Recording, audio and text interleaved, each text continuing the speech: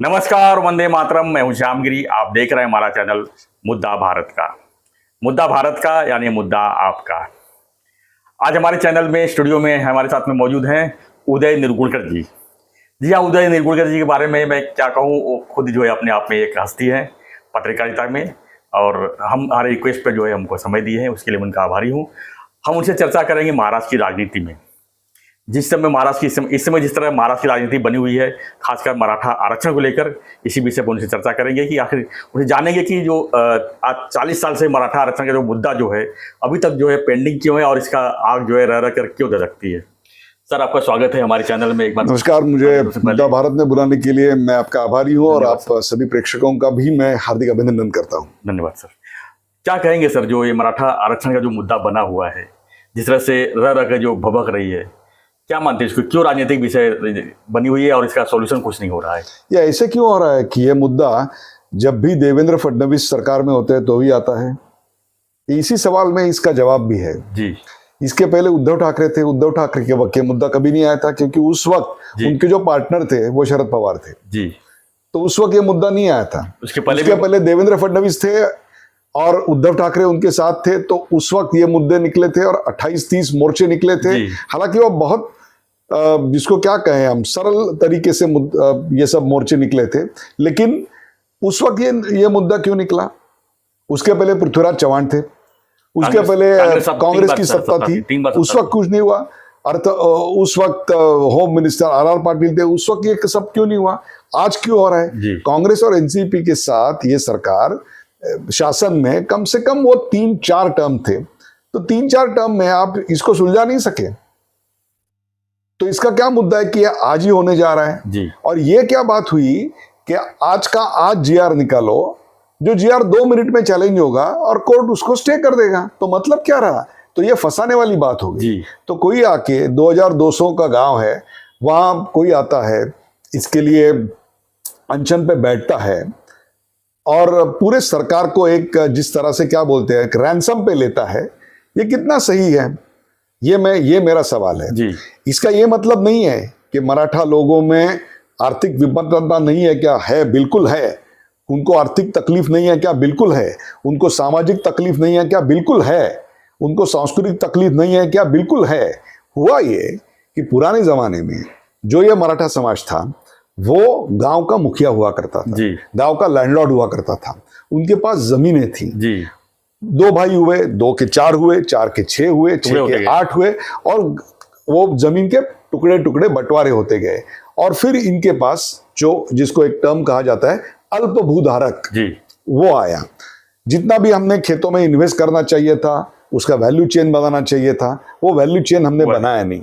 तो जो उनके खेती के टेक्निक है वो बहुत पुराने के पुराने रह गए। उसके बाद उनको उसके स्टोरेज के लिए कोई फैसिलिटी नहीं है, वो स्टोरेज से मार्केट कनेक्टिविटी की फैसिलिटी नहीं है, इंफॉर्मेशन टेक्नोलॉजी का प्रयोग नहीं किया गया। जो भी सक्सेस स्टोरीज आपको दिखती है वो अकेले की है, एक समूह की नहीं होती।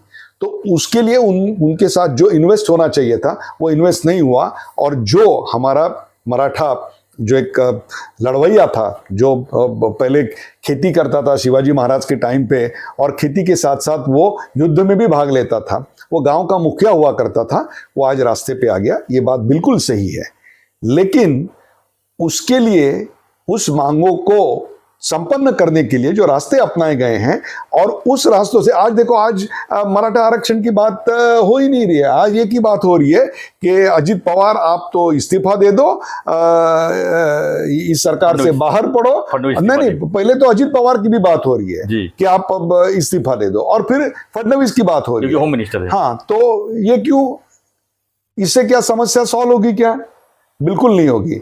जब अजित पवार ने खुद ने कह दिया है कि जो भी वहां पे लाठीचार्ज हुआ उसका आदेश हम तीनों में से, मतलब मुख्यमंत्री, उप मुख्यमंत्री, किसी ने भी नहीं दिया हुआ था, उसके बाद भी एक किसी व्यक्ति को टारगेट करते रहना, ये मेरे हिसाब से किसी राजकीय षड्यंत्र से कुछ कम चीज मुझे नहीं दिखाई दे रही है। ये आज ही क्यों आ रहा है ये सब मुद्दा? एनसीपी फूटने के बाद ही क्यों आ रहा है ये सब मुद्दा? इसके पहले क्यों नहीं आया मुद्दा? इसके पहले जो भी सरकार थी उनके खिलाफ कोई आंदोलन नहीं हुआ, देवेंद्र फडणवीस, तो क्या हम जाति के आधार पर इस देश को फिर से विभाजित करना चाहते हैं? मैं आज भी कहता हूं इनकी मांगे जायज होगी, लेकिन क्या है, घटना ये कहती है कि हम 50% के ऊपर नहीं दे सकते, जो कि पूरा हो चुका है, और उसके लिए कुछ जो भी चीज करनी पड़ेगी वो एक न्यायिक प्रक्रिया है जो सरकार के हाथ में नहीं है, जो न्यायालय में प्रविष्ट है, जो सुप्रीम कोर्ट उसका फैसला देगा। क्योंकि ये सिर्फ यहां मांग हो रही है क्या? नहीं हो रही है। गज्जर की मांग हो रही है, जाट लोग मांग रहे हैं, नीचे कर्नाटक में ऐसी ही मांग हो रही है, तमिलनाडु में ऐसे ही मांग हो रही है। तो अगर आप एक मराठा कम्युनिटी का करोगे तो शायद हिंदुस्तान में सब करेंगे। तो इसका सारा ये, और घटना केशवानंद भारती खटले का जो भी ये था, जो भी केस चली थी, उसका भी एक रिजल्ट है कि you can not change the core of the constitution, and core says that reservation can not be more than 50%। अगर 50% से ऊपर हो जाता है तो वो नियम बन जाता है, और रिजर्वेशन नियम नहीं है, ये सहूलियत है। ये इसके लिए दिया है कि आप समाज के निचले वर्ग में हो, आपको समाज को सारे समाज को एक स्तर पे लाना है, इसके लिए ये सब दिया गया है। यकीनन उनको देना चाहिए। और मैं तो कहता हूं कि ये खाली रिजर्वेशन एक रास्ता नहीं है उनके लिए। उनको अच्छी शिक्षा के लिए स्कूल्स का इंतजाम होना जरूरी है, उनके लिए हॉस्टल्स का इंतजाम होना जरूरी है, उनके लिए अच्छे स्कॉलरशिप्स का होना बहुत जरूरी है। और ये नौकरी आजकल कम होने लगी है। देखिए आज समाज पूरा बदल गया है। मैं आपको अगर आंकड़ा बताऊं, अभी मैं एक स्टैटिस्टिक्स पढ़ रहा था आपको मालूम है इस देश में ग्रेजुएट होने वाले लड़कों से लड़कियों के ग्रेजुएट होने वाले की संख्या ज्यादा है। यही मुसलमानों में भी है। मुसलमानों का जो एनरोलमेंट रेशियो है वो लड़कियों का 7.9 है और लड़कों का 7.2 या 7.3 है। समाज पूरा बदल रहा है। आज लोग सिर्फ मैं ग्रेजुएट बनूं और नौकरी करूं ये नहीं, लोग छोटा मोटा व्यवसाय करते हैं, कारोबार करना चाहते हैं। आज आईटी के इतने एवेन्यूज खुले हैं। आपको मालूम है हमारा सॉफ्टवेयर एक्सपोर्ट कितना है? 135 बिलियन डॉलर। आंकड़ा फिर से सुन ले आप, 135 बिलियन डॉलर। सऊदी अरेबिया का ऑयल एक्सपोर्ट कितना है? 130 बिलियन डॉलर। मतलब कम है। तो सऊदी अरेबिया के ऑयल से भी हम सॉफ्टवेयर ज्यादा एक्सपोर्ट कर रहे हैं। अकेले बैंगलोर में आज 25 लाख लोग सॉफ्टवेयर इंजीनियर काम कर रहे हैं। इतने सॉफ्टवेयर इंजीनियर अमेरिका के सिलिकॉन वैली में भी नहीं है। आज 1 लाख से भी ज्यादा छोटी मोटी सॉफ्टवेयर की और इसकी आईटी की कंपनियां कार्यरत हैं। आज इतना जीडीपी बढ़ रहा है, इतना जीएनआई बढ़ रहा है, जीएसटी कलेक्शन बढ़ रहा है। तो जीएसटी कलेक्शन हवा में ही बढ़ेगा। आपने और मैंने कुछ नहीं किया, हम ऐसे बढ़ गए तो जीएसटी बढ़ेगा क्या? बिजनेस नहीं रहेगा, कुछ मैन्युफैक्चरिंग एक्टिविटी नहीं रहेगी, कुछ सर्विसेज की एक्टिविटी नहीं रहेगी, जीएसटी कैसे बढ़ने वाला है? तो जीएसटी अगर इतना बढ़ते जा रहा है, मुझे याद है कि कुछ महीने पहले जब 1 लाख करोड़ महीने का डिक्लेयर हुआ था तो हम खुश हो गए थे। आज 1 लाख करोड़ तो आज मतलब पीनट लग रहा है। कि ऐसा लग रहा है कि अरे क्या ये खबर ही नहीं है कोई। आज इतना 4 लाख के ऊपर जा रहा है। और ये सब जो आ रहा है ये सब बिजनेस की वजह से आ रहा है। तो आजकल छोटे बच्चे जो हैं जो कुछ ना कुछ बिजनेस करना चाहते हैं, छोटा मोटा व्यापार और ये सब करना चाहते हैं, तो इनको ये प्रेरित करके इसमें ले आना अपने आप में एक चैलेंज है और वो स्वीकार लेना चाहिए। क्योंकि ये आरक्षण मिलेगा, सरकारी जॉब मिलेंगे। सरकारी जॉब कितने मिलेंगे बताओ मुझे, और वो किन लोगों को मिलेंगे? क्या इससे सारा समाधान सॉल्व होएगा? नहीं, बिल्कुल नहीं होएगा। तो मैं ये चाहता हूं कि आज की तारीख में आरक्षण के लिए जरूर लड़े। आरक्षण के लिए सुप्रीम कोर्ट में जो केस चल रही है उसके लिए अच्छे वकील, अच्छी दलील और अच्छा एक क्या कहें एविडेंस हम तैयार करके दे दें, और उसके बाद उसकी ये करें। ना कि ऐसा कोई चीज मांगे कि इस आयोग के तहत आप हमको दे दो और कल दूसरे दिन वो चैलेंज हो जाएगा और कैंसिल हो जाएगा। तो फिर आपके अनशन का क्या रहा? तो आपने अनशन किसके लिए किया था, यह सवाल होगा। चर्चा तो ये भी है कि उनको जो मराठा समाज के लोग हैं उनको कुणबी समाज में कन्वर्ट करके जो है उनको आरक्षण उसमें से देखिए ये एक ट्रैप है। ये क्या कोई ये एक ट्रैप है? ये नहीं इनके इस मांग में एक तथ्य भी है क्योंकि विदर्भ में कई जगहों पे मराठा जो लोग हैं उनको कुणबी माना जाता है। लेकिन ये ऑल अक्रॉस स्टेट है क्या? तो ऑल अक्रॉस स्टेट ऐसी बात नहीं है। करना चाहते तो है। करना तो अगर अगर वैसा चाहते हैं तो क्या होगा, जी। जो भी ओबीसी का कोटा आरक्षण है उसमें वो लोग हिस्सेदार बन जाएंगे, डिस्टर्ब हो जाएंगे OBC तो वाले। ओबीसी और मराठा में एक अपने आप में तनाव बढ़ेगा। और रिजर्वेशन सामाजिक तनाव का साधन नहीं बनना चाहिए, जी। वो जो सामाजिक तनाव है उसको कम करने का साधन बनना चाहिए। तो उसके लिए कुनबे में डाल के समस्या सॉल्व होगी क्या? तो बिल्कुल नहीं होगी। हम एक जगह पे समस्या कम करके दूसरी बड़ी समस्या हम खड़ी करेंगे, ये समाधान नहीं हो सकता। तो क्या लगता है पॉलिटिकल हल कैसे होगा ये, कि जिस तरह से सभी राजनीतिक दलों के लोग जो है, वरिष्ठ नेता है, सब अपने अपने लगे हुए हैं अपने अपने मराठा समाज को अपने ओर खींचने के लिए कि मैं कर लूंगा, लेकिन कर तो कोई नहीं पा रहा है। मुझे लगता है मराठा समाज का जो युवक है, जो शिक्षित होना चाहता है, जो तरक्की पसंद है, वो ये सब देख रहा है। 40 साल किनकी सरकार थी जी। उन्होंने क्या किया, क्या सच्ची आरक्षण मिल सकता है, आरक्षण की लड़ाई क्या रास्ते पे आके हो सकती है क्या?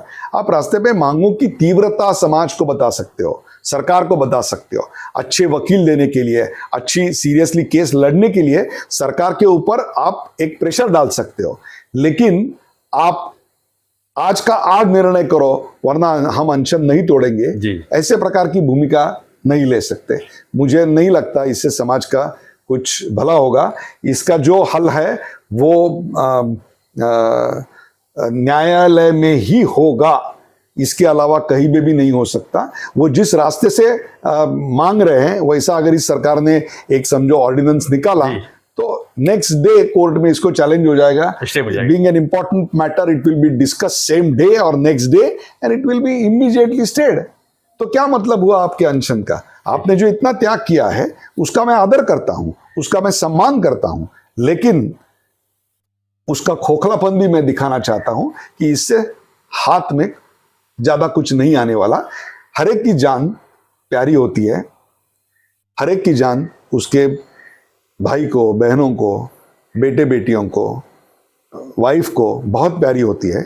समाज में ऐसे भी कुछ लोग हैं जो इसका फायदा उठाना चाहते हैं। इनसे दूर रहना अपने आप में अक्लमंदी का काम है, ऐसा मुझे लगता है। तो कुल मिला के इसका अंत क्या देख रहे हैं सर आप? ये ऑर्डिनेंस तो सरकार नहीं निकाल सकती। अगर ऑर्डिनेंस निकाला तो चैलेंज हो जाएगा, और फिर वो चैलेंज हो गया तो सरकार के खिलाफ आंदोलन करने का एक सामाजिक असंतोष भड़काने का एक मौका विपक्ष को मिलेगा। इससे समाज आगे नहीं जाएगा।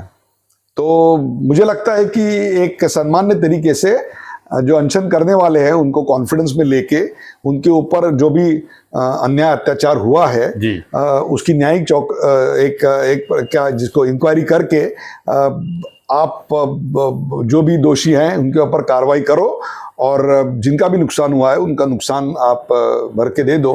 लेकिन इसी समय मैं ये भी बोलना चाहता हूँ कि इतने बड़े पैमाने पे हमारे पुलिस कर्मचारी जो है, कुछ महिलाएं कर्मचारी जो है, इनकी जान पे खतरा हो, इतना बड़ा अटैक और हमला उन पे होना, ये भी मैं कुछ अच्छे समाज का लक्षण नहीं मानता। अब ये बात न्यायालय तय करेगी। एक इंक्वायरी कमेटी बिठाई गई है जो है तय करेगी कि पहले लाठीचार्ज हुआ या पहले पथराव हुआ। पहला पत्थर किसने फेंका ये न सोचो अभी जी, टूटा हुआ शीशा जुड़ेगा कैसे, यही सोचो अभी। सर बिल्कुल, एक आखिरी सवाल मैं आपसे पूछ रहा हूँ। जिस तरह से पवार साहब ने जिस तरह जल्दबाजी करके फड़क जल्दी पहुंच गया वहाँ पर और लोगों को सहानुभूति दिखाई, और आज उनका भी स्टेटमेंट है कि अगर इनको ओबीसी कोटे से आरक्षण मिल जाता है तो ओबीसी के गरीबों के साथ अन्याय होगा। तो एक इस तरह से जो खेल चल रहा है, क्या लगता है आपको पवार साहब? आपने खेल शब्द का इस्तेमाल किया, इसी में इसका आंसर है। 4-6 महीने पहले जो लोग कहते थे कि आरक्षण से मराठा समाज की समस्याएं नहीं हल होगी, आज आरक्षण के लिए अनशन पे बैठे हुए लोगों के घर पे दूसरे दिन सुबह चले जाते हैं। उनका जाना भी स्वाभाविक है क्योंकि वहां पे बहुत बड़े पैमाने पे लाठीचार और बहुत बड़े पैमाने पे वायलेंस हुआ था। तो उनके जैसे सीनियर नेता का जाना मैं समझ सकता हूं, लेकिन आरक्षण की मांग को लेके किसी भी भूमिका के ऊपर अगर कोई घूमजाव कर रहा है तो मगरमच्छ के आंसू और सच्चे आंसू क्या है ये समाज जान ले। समाज भी देख रहा है सर। बिल्कुल बिल्कुल, थैंक यू सर। ते थे उदय निरुलकर जी, वरिष्ठ पत्रकार, और हम इनसे जो चर्चा कर रहे थे मराठा आरक्षण के बारे में। हमारी चर्चा आपने सुना होगा, आपको आपका कुछ कमेंट रहेगा तो हमें कमेंट बॉक्स जरूर लिखिए। और हमारा चैनल को अगर आपने सब्सक्राइब नहीं किया है तो सब्सक्राइब कीजिए और बने रहिए हमारे साथ, देखते रहिए हमारा चैनल मुद्दा भारत का। धन्यवाद सर, धन्यवाद, जय हिंद। धन्यवाद।